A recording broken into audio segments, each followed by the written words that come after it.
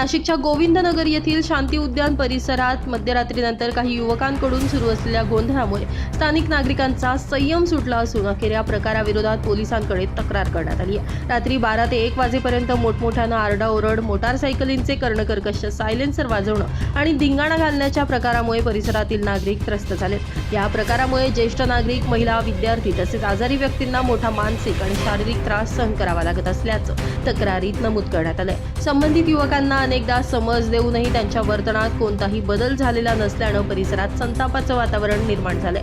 तसेच या उद्यानात अंधाराचा फायदा घेत मद्यपी मद्यप्राशन करत धिंगाणा घालतात। या उद्यानामध्ये ज्येष्ठ नागरिकांसह बालगोपाल देखील येतात। त्यामुळे स्थानिक नागरिकांनी या उद्यानाकडे पाठ फिरवल्याचं चित्र बघायला मिळत आहे। या पार्श्वभूमीवर शिवसेनेचे महानगर प्रमुख नगरसेवक प्रवीण उर्फ बंटी तिदमे यांनी मुंबई नाका पोलीस ठाण्याचे वरिष्ठ पोलीस निरीक्षक यांना निवेदन देत परिसरात रात्री नियमित पोलीस गस्त वाढवण्याची, संबंधित युवकांवर कठोर कारवाई करण्याची आणि नागरिकांना शांततापूर्ण वातावरण उपलब्ध करून देण्याची मागणी केली आहे। स्थानिक नागरिकांनी देखील या प्रकाराला तातडीनं आळा घालण्याची मागणी केली असून लवकरात लवकर या टवाळखोर तसेच मद्यपींचा बंदोबस्त करावा अशी मागणी आता स्थानिक नागरिकांकडून जोर धरू लागली आहे। यामुळे मुंबई नाका पोलीस आता या टवाळखोरांना खाकीचा धाक कधी दाखवणार हे बघणं महत्त्वाचं ठरणार आहे।